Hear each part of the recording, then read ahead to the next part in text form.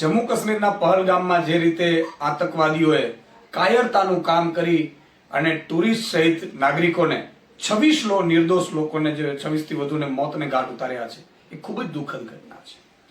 ઈશ્વર તમામ મૃતકોને એમના ચરણોમાં સ્થાન આપે એવી પ્રાર્થના કરીએ છીએ.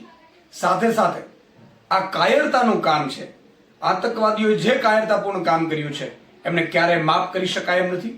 સરકાર જે પણ કદમ ઉઠાવે, કેન્દ્ર સરકાર, એમની સાથે અમારી લાગણી છે, સમર્થન છે.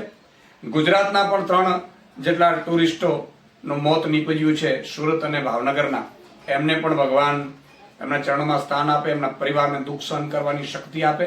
અને અમારી આમ આદમી પાર્ટીની સુરતની ટીમ અને ભાવનગરની ટીમ પણ એમના ઘરે સંવેદના વ્યક્ત કરવા જઈ રહી છે. પણ એટલું જ કહેવાનું છે કે આ કાયરતાના જે કામગીરી કરી છે આતંકવાદીઓએ, કાયરતાપૂર્ણ જે કામગીરી કરી છે, એને હવે એક્શનનો સમય આવી ગયો છે.